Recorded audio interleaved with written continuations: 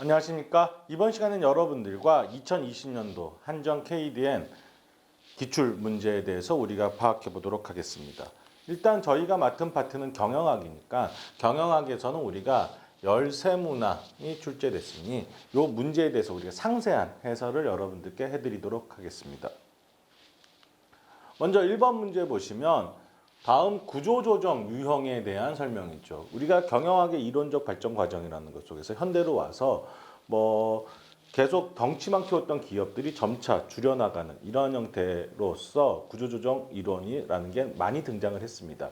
근데 실제적으로 우리나라에서는 97년도 외환위기 이후에 우리가 구조조정이 상시화돼 버리면서 실질적으로 많이 그냥 일상 용어처럼 돼 버렸죠. 그래서 아웃소싱, 다운사이징, 조직 슬림화, 빅딜 이런 용어들이 기본적으로 나온다라고 보시면 돼요.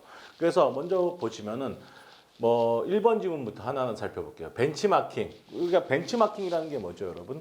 벤치마킹이라고 하는 거는 1등 기업의 장점을 베껴서 내재화시키는 이러한 활동이 벤치마킹이라고 보시는 거예요. 그래서 벤치마킹은 기업 활동 중 특정 영역을 외부 기업에 대행을 맡겨서 기업의 혁신적인 활동에 집중하고 하는 구조조정을 말한다.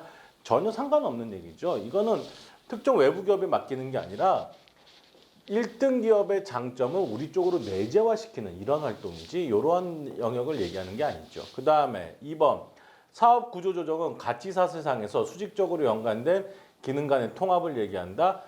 통합이라고 하는 거는 하나의 통합화, 계열화 과정이지 이게 사업 구조조정적 측면하고는 상관이 없는 개념이 돼요.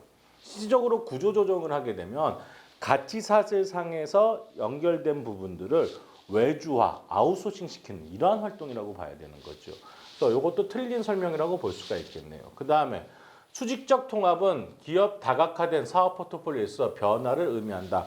수직적 통합이라고 하는 거는 기본적으로 예를 들어서 현대자동차가 있다. 그럼 현대자동차, 자동차 생산이라는 게 핵심이 되겠죠. 근데 부품업체가 제대로 못 따라와요. 그래서 부품업체를 하나 인수해서 현대모비스라는 걸 세우죠. 통합한 거죠.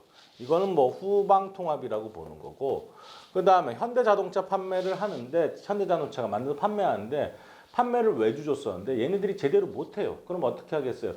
그 판매 회사를 하나 인수해갖고 직접 운영하는 거죠. 그래서 현대 자동차 세일즈 이렇게 하나 삽시다. 이거는 전방 통합이 되는데 이러한 거를 묶어서 우리가 수직적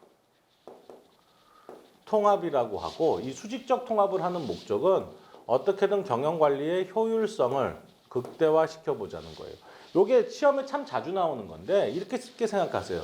우리 회사의 핵심 사업이 무엇냐를 놓고 소비자 쪽에 좀 더 가까워지는 걸 뭐라고 본다? 전방 통합. 원자재 쪽에 가까워지는 거를 우리가 후방 통합. 이걸 묶어서 수직적 통합이라 한다. 이렇게 생각하시면 좋아요. 그래서 수직적 통합은 기업의 다각화된 사업 포트폴리오에서의 변화를 의미하는 게 아니라 특정한 시장 내 효율성을 극대화하려는 일련의 계열화적 현상이라고 볼 수가 있는 거죠. 이것도 설명 자체가 잘못됐고, 그 다음에 4번 리엔지니어링은 기존의 업무 방식을 근본적으로 재고려해서 과격하게 비즈니스 시스템 전체를 재구성하는 방식을 의미한다. 우리가 리엔지니어링이라는 말 많이 쓰는데 이게 공식적으로는 비즈니스 프로세스를 리엔지니어링 하자, BPR적 관점이에요. 이게 가장 혁신에 가까운 개념이라고 생각하시면 돼요. 우리가 보통 학생들이 리스트럭처링이랑 리엔지니어링이랑 헷갈리는 경우가 있는데 이렇게 쉽게 생각하세요. 리스트럭처링은 외관만 자동차 튜닝하는 거다. 반면에 리엔지니어링은 엔진까지 통째로 바꿔버린다. 이렇게 생각해 버리시죠. 그래서 가장 혁신에 가까운 개념이 BPR, 즉 리엔지니어링이 되니까 요거는 근본적으로 재고려, 여기서 아주 정확한 설명이라고 볼 수가 있는 겁니다.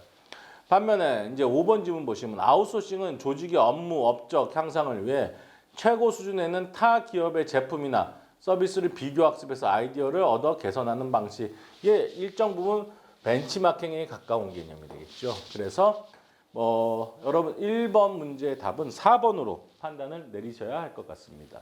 그래서 설명을 조금 더 해드리면 기업 활동을 특정 외부 기업의 대행에 맡긴다. 이게 벤치마킹이 아니라 아웃소싱이 되고 그 다음에 여기가 아웃소싱이 아니라 뭐가 돼요? 벤치마킹이다. 이렇게 바뀌어 놓은 거다라고 생각하시면 좋을 겁니다.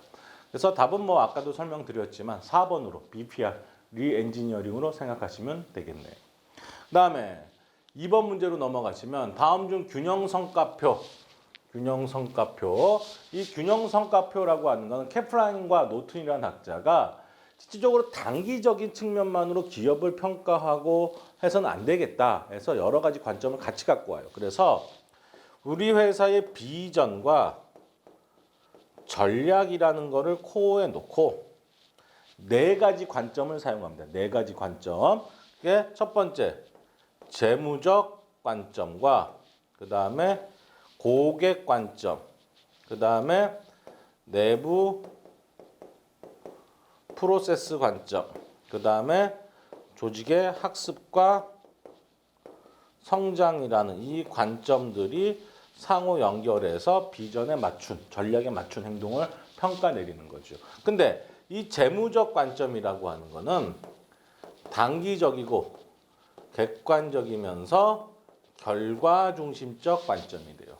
그리고 고객 학습과 성장, 내부 프로세스 이 관점은 장기적 측면이면서 과정 중심적인 이러한 일정 부분 주관적인 측면이 내포되어 있는 이러한 관점이라고 보시는 거죠. 그래서 단기와 장기, 과정과 결과 이 2가지를 같이 한번 묶어서 살펴보자 라는 측면에서 만들어진 모형이다라고 볼 수가 있습니다. 그래서 보시면 학습과 성장 관점은 핵심적 성과 지표로서는 직원 만족도와 직원의 생산성 등이 있다. 학습과 성장을 통해서 종업원들을 향상시키고 발전시키는 이러한 관점이 분명히 내포되어 있는 거죠. 그 다음에 2번 학습과 성장 관점에서는 부족한 조직 역량을 개선시키기 위해서 조직의 학습과 성장을 실행시키기 위한 목표와 성과 지표들을 확실히 개발해서 가야 학습의 동기부여가 되고 그 효과가 나올 수가 있겠죠.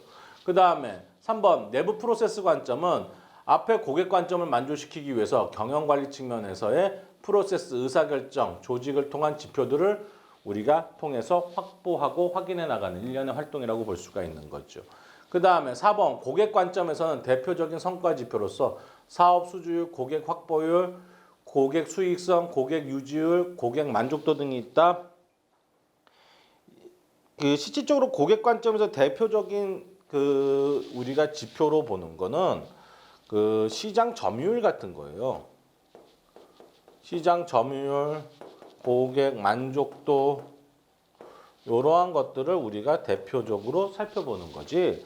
저기서 얘기하고 있는 것처럼 뭐 사업 수주율 이러한 개념을 우리가 보고 있지는 않는 거죠. 사업 수주율을 시장 점유율로서 바꿔놓으면 맞는 얘기가 되겠지만 이 사업 수주율 같은 경우는 실질적으로 다른 재무적 관점에서 우리가 판단할 수가 있을 거예요.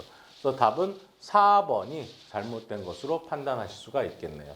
그 다음에 5번 사업 단위 경영자는 재무적 관점을 개발할 때 전략에 부합되는 재무적 측정 기준은 항상 요 4가지 관점이라는 게 이 비전과 전략이라는 기준 아래서 뭔가 만들어져야 되는 거예요.